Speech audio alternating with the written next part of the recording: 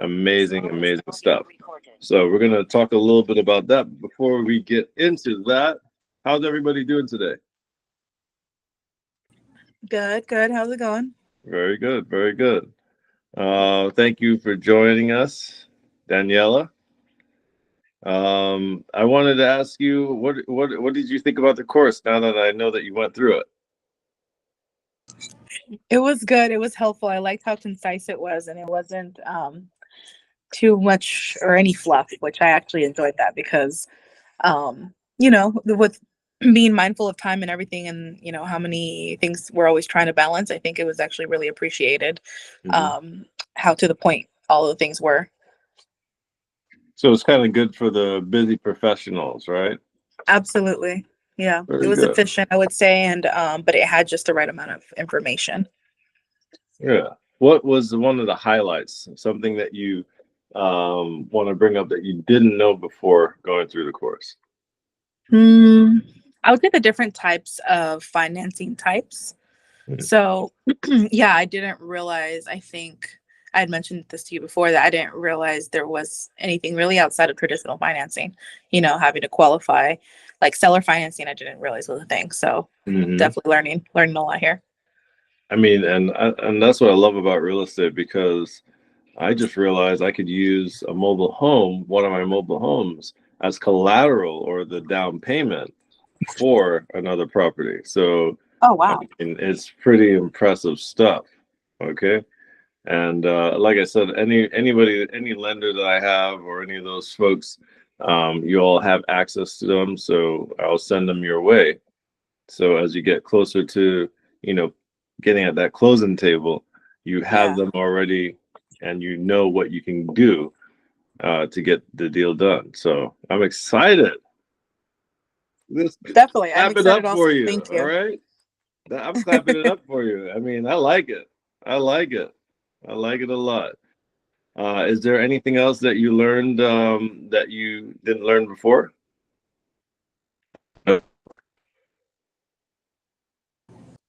Nothing that pops into my mind immediately, but I'm pretty sure there's definitely, much more in there that I just can't think of right off the bat. All right. And what are your goals in real For me, estate? Yeah. it's definitely going to be owning multiple multifamily properties. I want to build generational wealth with it and quit my job. I say that as I'm at my job. Right. But, I think it's not so much about the job itself. It's just the freedom that you get with being able to Right. move how you want to. I have sick dad, so and sick parents, so being able to be there for them um, at the drop of a That is dime at any moment is important to me. And super important.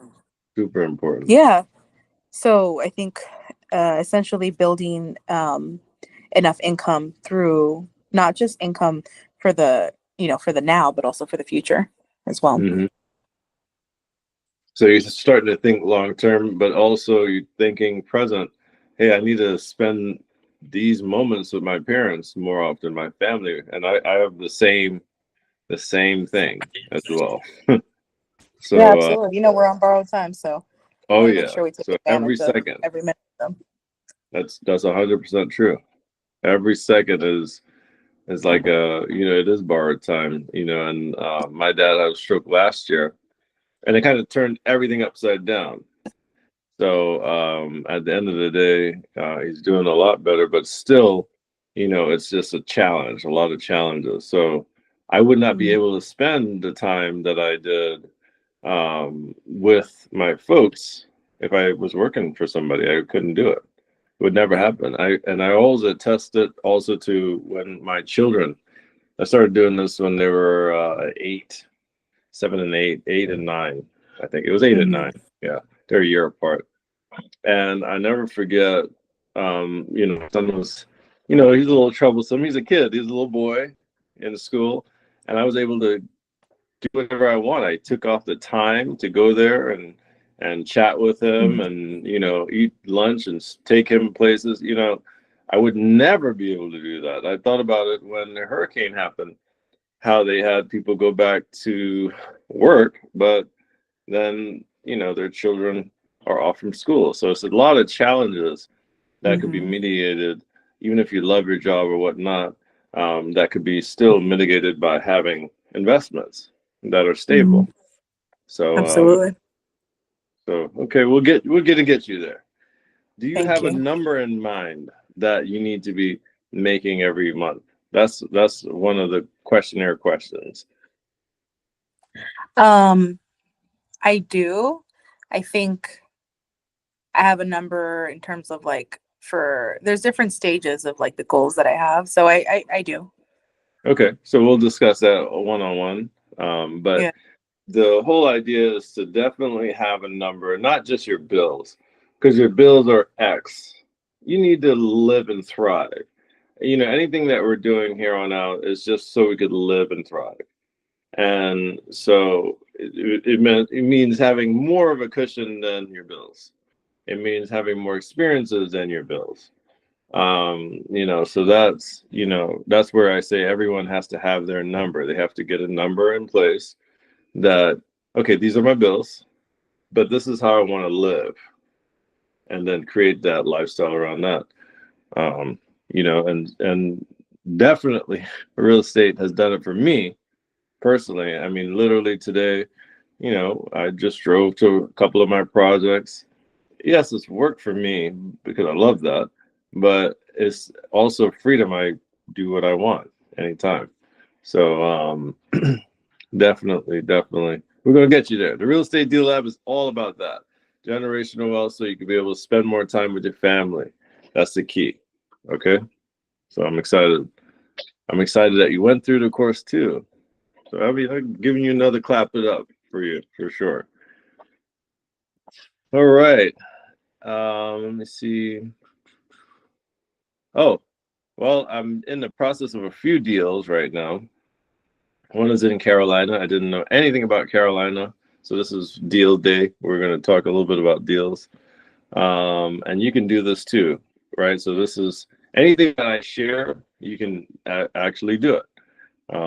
So I reached out to somebody online and said, "Hey, listen, could you take a look at a property?" And she was a broker. And she's like, "Oh, you sound like an investor. What do you do?" I said, "Yeah, I'm buying to invest." And she said, and I said, my normal spiel. And so always have that as well, just a normal conversation. I'm looking for properties that are upside down. That's what I said immediately. I didn't even have to think. I said, I'm looking for properties that are upside down that I could get at a discount. And immediately she was like, and I was like, wait a minute, this is like 5 minutes, 10 minutes of our conversation. I was talking about another house. And then she's like, heard what I said. And it was like, wait, I have somebody that came in to try to sell it and they can't sell it. And they're a personal friend of mine. I was like, really? Ah, tell me more. And before you know it, in a couple of weeks, I was able to get the deed, and they did everything. So I own that property for about a year now. So now we're refinancing the deal. And that's exciting, right? Because practically just catching up the mortgage, but almost no money, really, to own a property like that. So that's one. And I have this fire damage property that I got for a really, really low price. So this is another strategy you can also do. Talk to people in insurance, right? So you have a lot of people that have claims. They take out the claims, but they don't want the house because they don't want to deal with contractors. They don't want to deal with the headache of hiring people. They don't want to go back and forth with, their mortgage company. They don't want to do all that headache. Okay. However, when they get that lump sum, they want to buy another house or move on with their life. That's a way to get a property at a discount. Okay. So I want you to take some notes on that. Insurance people. And we all know these people, but we don't ask them the right question. One question is, do you have long-standing clients that, um, you know, at the end of the day need to sell because they can't afford it? That's one of the ways. So I gave you two ways. Now I'm going to get back on track because I love talking about this stuff. Um, the fire damage property that I got, again, I got it for $10,000. It's worth way more than that. But again, nobody wanted it, and he already got all of his claim out. So those are the type deals that you can see. And again, when you start to build your network, a lot of what the course is helping you to build your network of people that you already know, and people that you can move on from there.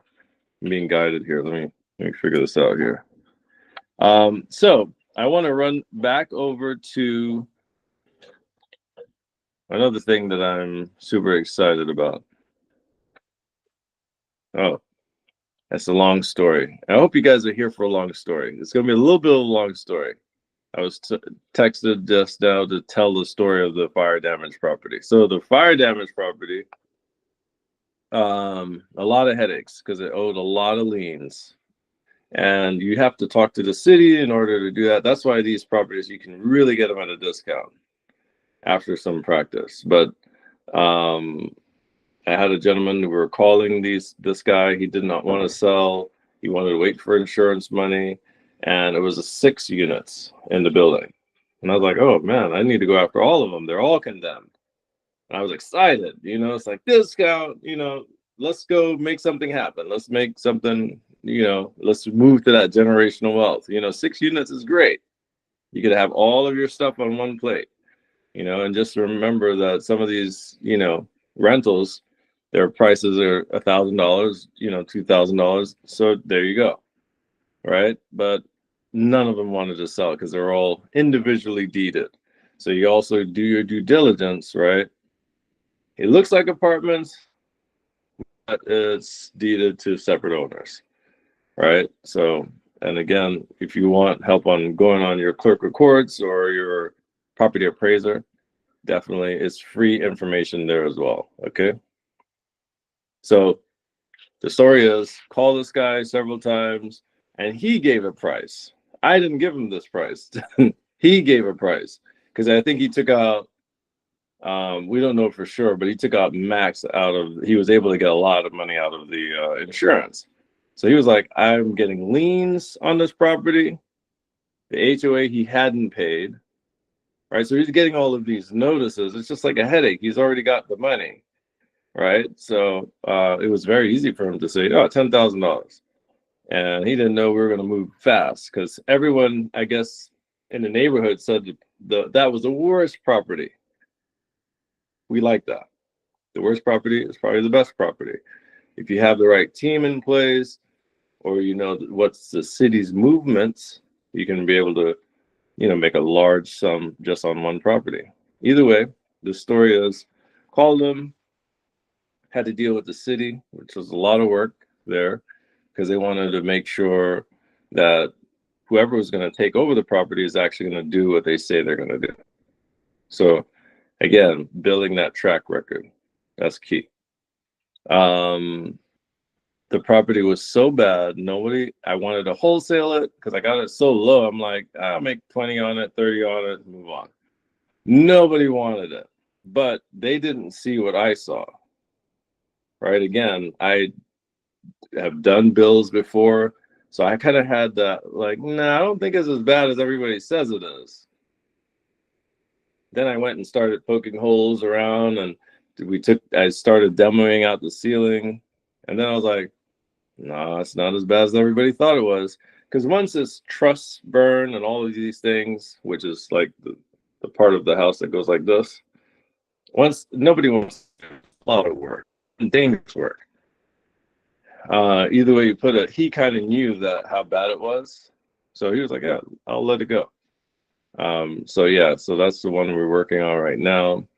And then I'll talk a little bit about the funding. All right, so I put my cash up and bought it, but then I was like, well, I have these other projects. I'll use the money from the other projects. And then one of my lenders said, no, why don't you just take cash out?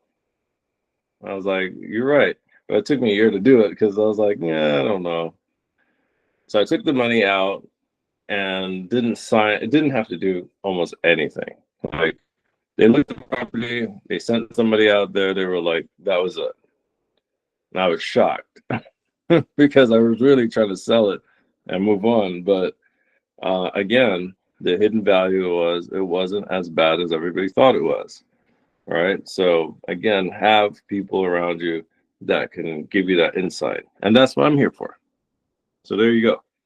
So that's the story of the fire damage Awesome. house. Yeah, great deal. So let's go back into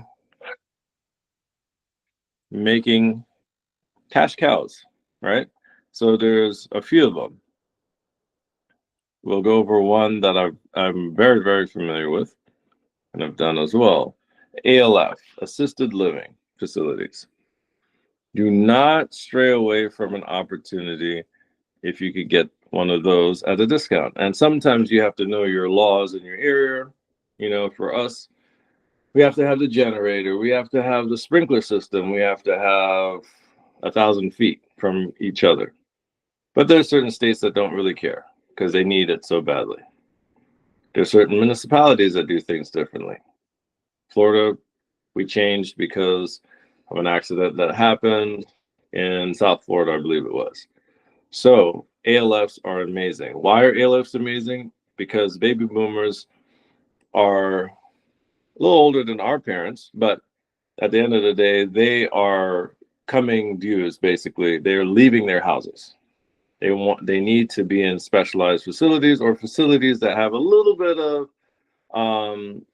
that humanity that still active, but you need family around you. So those spaces are definitely revenue generators as well. I like it because it's better than a nursing home, period. That's number one. Number two, I've seen amazingly done assisted living. So I'll link it in our chat later, that one that I visited.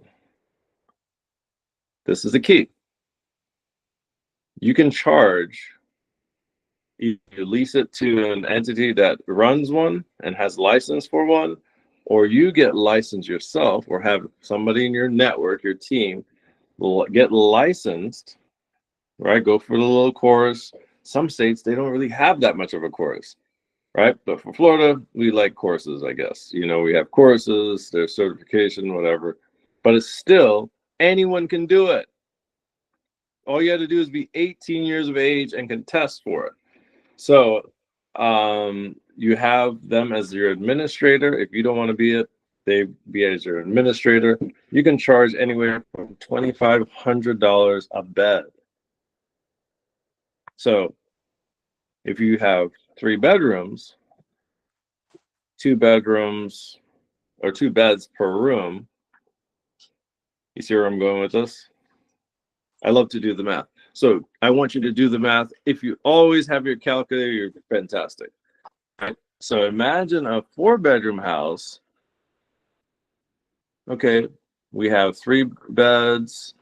We have 2 beds in each room of the 3, and then we have a private room. Now, a private room can charge anywhere from $5,000 and above just for the bed and the private room. Now, of course, you have to hire a staff. Some states have issues with how much staff, this, that, the other. But I know somebody and a lot of folks that have ran these very lean. Okay. So at the end of the day, very key. Assisted living is needed, huge revenue generator. Don't stray away from it if you have people that you want to employ and if you have that passion for it. Definitely. And you could have over here, I think you can have up to 4 per person that's an administrator.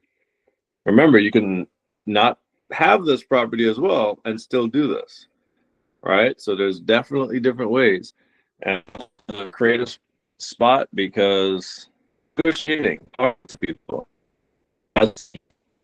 You might have a friend that, oh, I have a house. My parents have a house and we're not using it. Oh, really?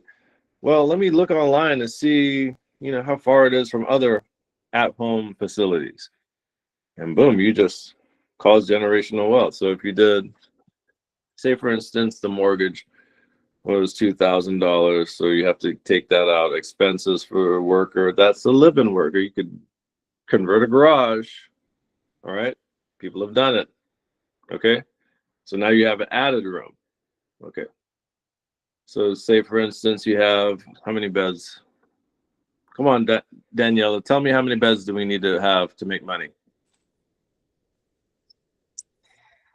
How many beds we need to have to make money off Yeah, of? I yeah. mean, I want you to brainstorm so on the the. mortgage is how much?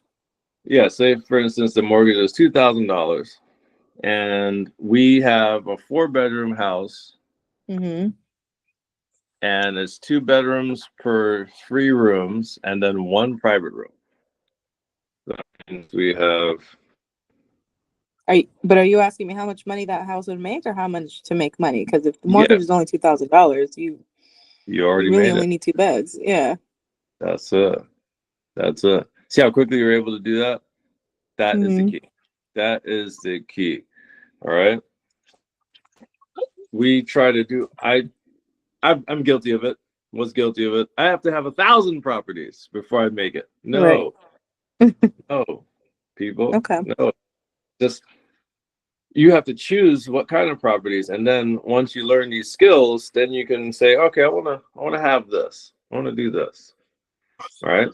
These are houses that are regular houses that are Mm-hmm. hiding in plain sight, that no one's doing the work and saying, let me look and see if this one is close to this.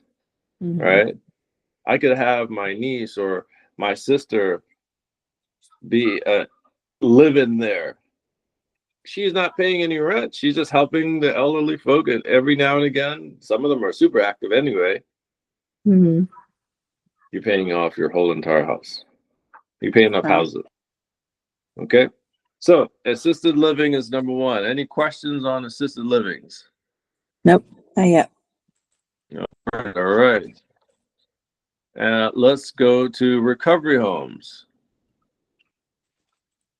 Recovery homes. I did a walkthrough of one already, 2 years ago, Mm-hmm. and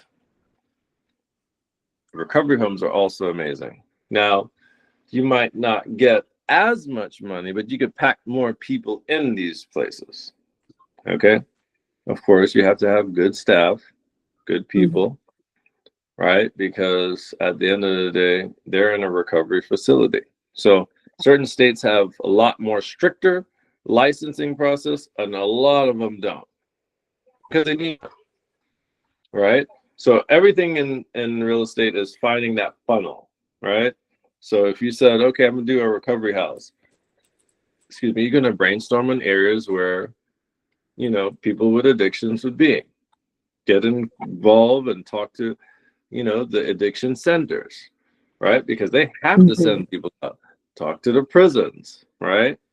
They have to send people out. Again, this is not money that a lot of times this is not money that is given to these people. This is given to you for them. Kind of like how Mm-hmm. section is done. Okay.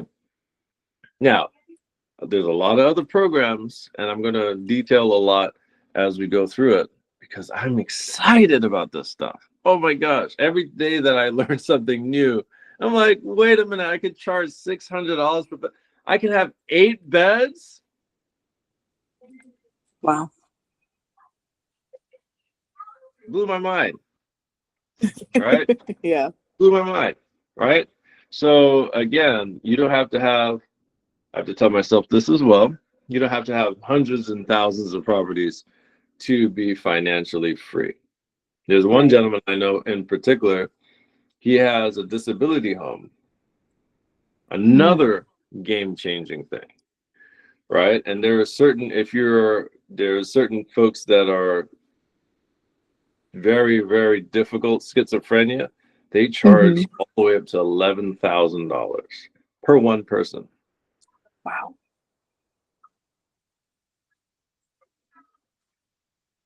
So, I can imagine that's definitely a lot to deal with, though, but that is yep. incredible. So imagine there's autism as well. There's any of these Mhm. kids on the spectrum and adults on the spectrum, $11,000. That was a lot of money. And again, going right back to the recovery houses charge per the bed, right? Very, very key business. So you have the ALF, you have the recovery homes. There's also halfway houses. I'm familiar a little bit, but it's similar, right? You're not worrying about these folks paying you at all. And you're helping people. It's needed.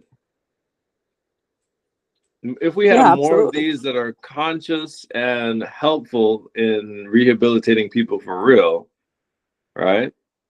Yeah, We'd have a better world. Addiction is real, right? We have absolutely. young girls, young boys, they're addicted so early on. You're like, what is going on? Mhm. That's what that's what's happening in the world. So it's definitely needed. It's not going away anytime soon. So I like longevity and I like the giving back. Okay. Absolutely. It's a lot of And impact right there. a lot of impact. A lot of Mhm. impact. Because again, when we're talking about moving from the recovery houses to the not so functioning autism children or adults, they need that support so badly. Their parents cannot support that. It's a lot of work. You can't Mhm. support it when you're on a job, and sometimes they're very violent. I had one that I went to the code enforcement board for a property, and talking to the code enforcement because the son had broken a wall. Unbelievable stuff. Broken a wall, and they saw, and everyone can see inside the house, basically. So when they see inside the house, the code enforcement started writing and finding them because it's a house in disrepair, right? So I'm like, let me listen to the story. It really was the most painful story because the husband and wife broke up because they could not deal with this type of stress. So imagine you keeping people together by Mhm. also helping their child, right? Yeah. And making a good enough living to not only support you and your family, because it's Yeah. happening across the board, right? Every deal has to be a Yeah. win-win. Everyone has to win, right? So um, we have the ALF recovery homes. We have uh, homes with disabilities, and we have Section 8. Section 8 is fantastic. Okay. Investors were straying away from them in my area. Oh, we don't do Section 8. We don't take those vouchers. I'm like, that sounds crazy to me. Here's why it sounds crazy. You don't have to worry about them paying their rent. Yeah. They pay a fraction of the rent, and you ain't gonna miss that fraction. Okay. In Colombia, by the way, where I have that property, they're paying $2,100 for my little old property. They will be paying $2,100.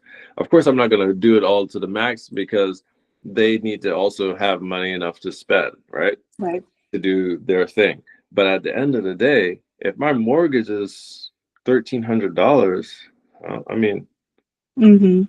there's an upside, Yeah, absolutely. right? And at the end of the day, a little value add piece, always look at your properties and see if you could add a bedroom. Mhm. A bedroom is very simple. It's just a closet and a room enough to put a bed. Maybe a nightstand. People don't even do nightstands. We put them in there just to make it look like a style. You don't even need that. Okay? Mhm. Put a nice fan with a light, you're good to go. Yeah. Right? So at the end of the day, always look in areas. That's a little tip, right? Always look for, I'm always going to give some tips because I love this thing so much. And while we're talking about it, I'm going to think about it. So I'm going to get back on track. But you want to always look for a place that you could add a bedroom. Okay. Mhm.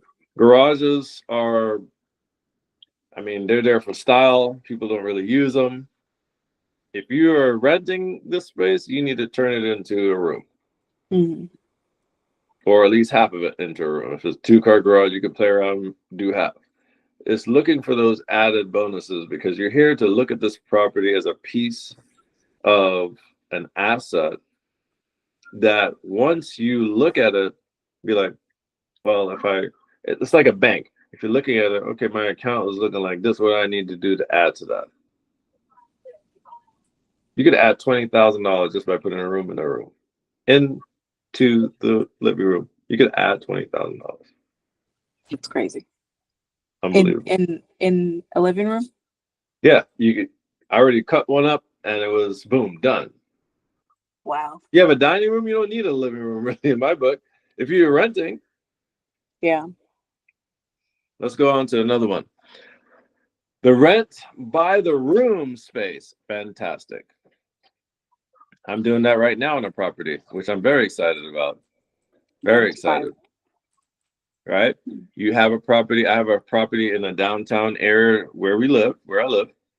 And I know that I have students there. So again, through the course, I talk a little bit about you just definitely need to have a place that's near a hospital or a college. Mm-hmm. That's like a little anchor, right? Yeah. Once you have that, or an attraction, right? That's always going. But I love the hospital and college because they're always going to be there, right? You can have a rent by the room situation, which I'm getting more than what I would have gotten if I was doing it just for straight rent. More certified, more, I'm getting it. You know what I mean? So in other words, you get first, last, and security. That's the first step, right? Always do that. And sometimes if you look at their application, you definitely should get double, right? Because you don't want to mess around with that. But sidebar, when you're renting by the room, you add a little bit of amenities, you add a little mini fridge, you add a few things, boom, make it, add beds. I always put beds, right? I put brand new beds in there. It's not crazy expensive, but it looks nice. Okay. You're looking for a nice look and durability. Either way, I can link that, what I put into these houses. But rent by the room, you're renting for $700-800 a room.